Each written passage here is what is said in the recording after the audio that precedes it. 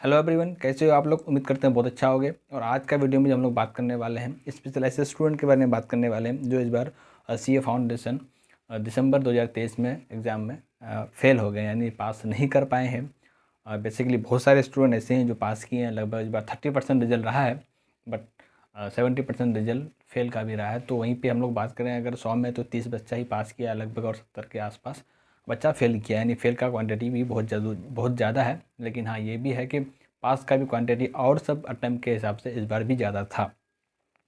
But बहरहाल जिन लोगों का भी रिजल्ट निकल गया, जिन लोगों को बहुत बहुत मुबारक हो कि आप लोग का अटैम्प्ट निकल गया, क्योंकि ये बहुत ही सुनहरा मौका था। जी हाँ दोस्तों, आप लोगों ने बहुत ही सही समय पे सही तरीके से आप लोग अपना क्या बोलता है कि सीए फाउंडेशन निकाल लिए हो। क्योंकि ये अटैम्प्ट जो था, इसके बाद आप लोगों का सिलेबस चेंज हो जाएगा। अब जो भी अटैम्प्ट आप लोग का आ गया है, यानी जो अटक गए हो या फिर मतलब जो नहीं पास कर पाया, या फिर जो भी अब से जो भी स्टूडेंट आएगा उसको कुछ कुछ सिलेबस और भी पढ़ना पड़ेगा, क्योंकि पुराना सिलेबस अब चेंज हो गया है।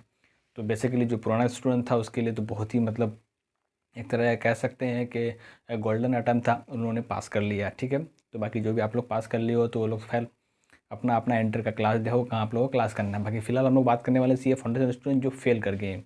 जी हाँ दोस्तों, कुछ कुछ सिली मिस्टेक है जो आप लोगों ने किया। अब मैं ये भी नहीं कहूँगा कि आप लोग मेहनत नहीं किया, क्योंकि सीए लाइन के आने के बाद लगभग सारे स्टूडेंट मेहनत करते हैं। लेकिन यही है कि मेहनत करने का कोई तरीका और मतलब क्या टाइमिंग पे मेहनत करना चाहिए, कैसे करना चाहिए, वो थोड़ा थोड़ा हम लोग मिस्टेक कर जाते हैं। होता भी है बहुत लोगों को, अगर ऑनलाइन क्लास लेते हो तो उन लोगों को गाइड करने वाला नहीं होता है, या फिर ऑफलाइन भी क्लास लेते हो तो सही समय पे सिलेबस पूरा नहीं करते हैं, बहुत सारा परेशानी है ना।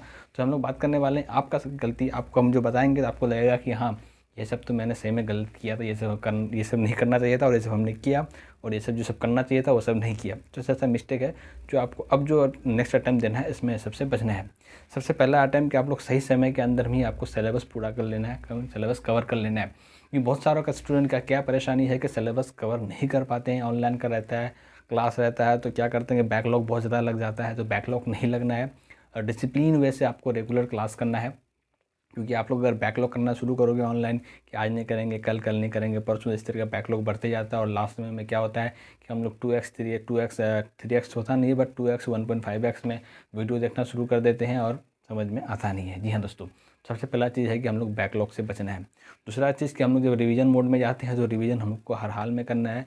आईसीआई का जो स्टडी मटेरियल है उसको बिल्कुल भी छोड़ना नहीं है। वो हमारे लिए एक तरह कह सकते हो कि सब कुछ वही है ना।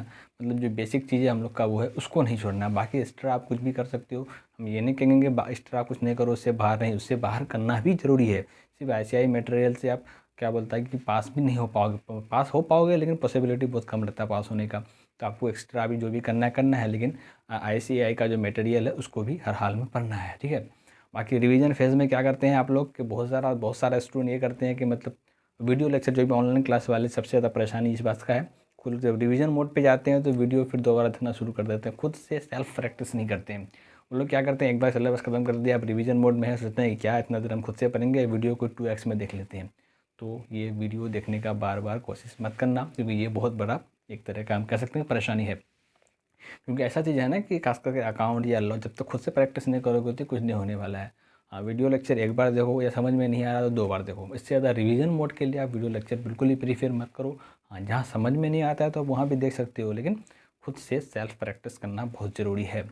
तीसरा चीज़ बात करें कि डेली बेसिस पे रिवीजन, सप्ताह वीकली बात करें तो वीक में एक बार ज़रूर आपको खोल के देखना पड़ेगा कि नहीं भाई पिछला क्या पढ़े। क्योंकि आप पढ़ते जाओगे, सिलेबस ज़्यादा है ना, तो पढ़ते जाओगे, पीछे भूलते जाओगे, जब लास्ट में 2-3 महीना बाद जब पीछे आओगे फिर जो शुरू में पढ़े थे, तो आपको लगेगा भाई सब कुछ खत्म या कुछ याद नहीं है। तो बीच बीच में आपको थोड़ा बहुत रिवीजन करना भी बहुत ज़रूरी है। तो रिवीजन पे हर हाल में ध्यान देना है, ठीक है। अगला अगर बात करें हम लोग के क्वेश्चन प्रैक्टिस। जी हाँ दोस्तों, क्वेश्चन प्रैक्टिस बहुत ज़रूरी है, क्योंकि क्वेश्चन प्रैक्टिस जब तक नहीं करोगे तब तक आपको आइडिया नहीं लग पाएगा कि नहीं हम किस लेवल पे हैं और मेरा एग्ज़ाम कहाँ तक जा रहा है, मतलब अपना प्रिपरेशन एग्ज़ाम लेवल पे हुआ है कि नहीं है। चाहे तो आप किसी का भी एक टेस्ट सीरीज़ ले लो, क्योंकि अभी बहुत ज़्यादा टेस्ट सीरीज़ बिक रहा है, तो आप कहीं से भी एक टेस्ट सीरीज़ ले लो, और सीए मतलब उस लेवल का क्वेश्चन होना चाहिए। ऐसा नहीं कि मतलब सबसे लॉ वाला क्वेश्चन पूछ रहा है, ऐसा नहीं, मतलब एग्ज़ाम पैटर्न लेवल वाला क्वेश्चन होना चाहिए। तो वो आपको टेस्ट सीरीज में अच्छा से मिल जाएगा, क्योंकि कॉपी चेक होना भी ज़रूरी है।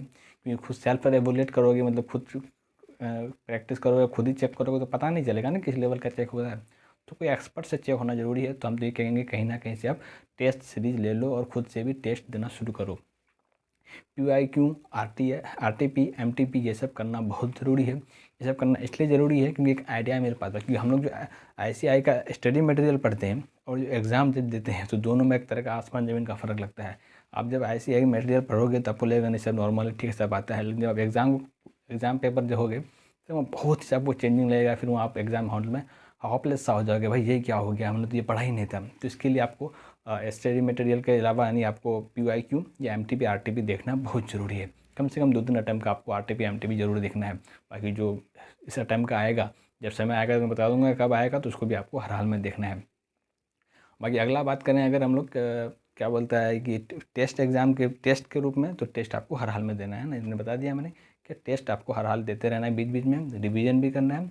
और वीडियो लेक्चर जो भी ऑनलाइन क्लास वाले हैं, तो वीडियो लेक्चर से आप लोग थोड़ा अवॉइड कीजिएगा। एक टाइम बहुत तो 2 टाइम देखना है। उसके बाद रिवीजन फेस में वीडियो लेक्चर प्रीवियस बिल्कुल भी नहीं करना है, सेल्फ प्रैक्टिस करना है, ठीक है। आई होप कि ये सब सारा चीज़ आपको समझ में आ रहा है कि नहीं, हमने मिस्टेक क्या किया था।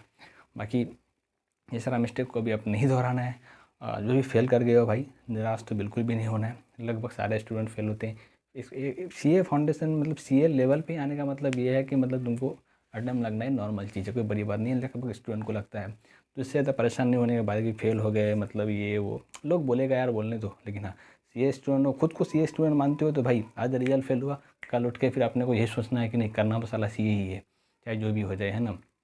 बाकी अपना जो है मोटिवेशन जो है, खुद को अपना मोटिवेशन रखो, दूसरे से मत सोचो। लोग बोलेगा कि यार फाउंडेशन नहीं निकल पाएगा।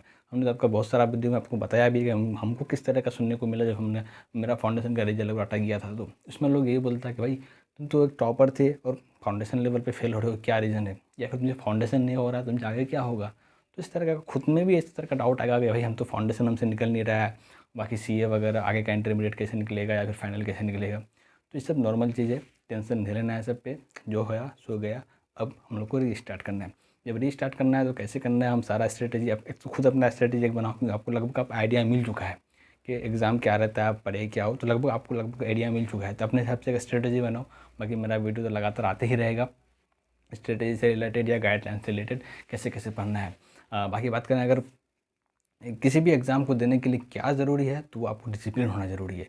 एक डिसिप्लिन वैसे पढ़ाई करो भाई, क्योंकि जो भी डिसिप्लिन रहा है लगभग सारे स्टूडेंट का निकला है। आप अगर एक दिन पढ़े 2 दिन नहीं पढ़े, मतलब कि कंसिस्टेंसी नहीं रहा, तो फिर बेकार है ना भाई, है ना। तो वो सब टेंशन नहीं लेना है। बाकी लगे रहो, मेहनत करते रहना है। बाकी एग्ज़ाम निकलेगा, हर हाल में निकलेगा, ज़्यादा टेंशन नहीं लेना है। जो बोला है लोगों को बोलने दो, अपना प्रैक्टिस करना है, निकलेगा हर हाल में एग्ज़ाम निकलेगा। बस थोड़ा सा एफर्ट करने की ज़रूरत है। आप लोग को 90% लगभग सिलेबस आ गया है। कुछ परसेंट में आप जो अटके हो, जिस पेपर में आप अटका है, उस पेपर को थोड़ा ज़्यादा इंडिविजुअली ज़्यादा टाइम दो, है ना, क्योंकि जिसमें अटके हो तो उसमें टाइम देना बनता है। बाकी ऐसा नहीं कि जिस जो पेपर में अटके हो उसी को पढ़ रहे हो, बाकी सब कुछ छोड़ दे रहे हो। नहीं, ऐसा गलती नहीं करना है, और सब पेपर को भी साथ लेके चलना है ना। आई होप कि आपको ओवरव्यू सब कुछ समझ में आ गया। बाकी बहुत जल्द हम इंटरमीडिएट क्लास के रिलेटेड वीडियो आने वाले हैं। तो जो भी नए स्टूडेंट हो, आप तैयारी करने वाले हो या पुराने जो भी हो, सब्सक्राइब नहीं किया हो तो भाई सब्सक्राइब कर लो। इस चैनल में लगभग इस तरह का वीडियो लगातार आता रहेगा आपका गाइडलाइंस के लिए। बाकी वीडियो पसंद है लाइक करना और अपने सारे दोस्तों को शेयर करना जिन्होंने भी एग्ज़ाम दिया है। तो भाई डिमोटिवेट नहीं होना है, अपने लोगों को तो करना सीए ही है ना। तो उसका टेंशन नहीं लो, फेल हुआ है दो, अरे आपको तो बहुतों का तो एक फर्स्ट अटैम्प्ट हुआ, किसी का दो सेकंड अटैम्प्ट हुआ। मेरे बहुत सारे फ्रेंड है इसको थर्ड अटैम्प्ट है, लेकिन फिर भी उन लोगों को पूछो क्या करना है भाई, बोला करना तो सीए ही है ना। तो भाई ठान लिया तो ठान लिया, 6 महीने की बात है, फिर अटेंड देंगे, टेंशन नहीं लेना है ना। तो वही आपका मतलब सब कुछ आपको समझ में आ गया होगा। भाई कोई भी कन्फ्यूजन हो तो भाई कमेंट सेक्शन में पूछ सकते हो, सबका बराबर रिप्लाई देते हैं। बाकी इंस्टाग्राम पे भी आपको DM कर सकते हो। आगे आपको कोई भी तरह का डाउट हो, कोई परेशानी हो, हमसे शेयर करो, हम आपको परेशानी का सोल्यूशन जरूर मेरे से होगा तो हम आपको बताएंगे। बाकी मिलते हैं बहुत जल्द एक नए वीडियो के साथ, तब तक के लिए बाय बाय।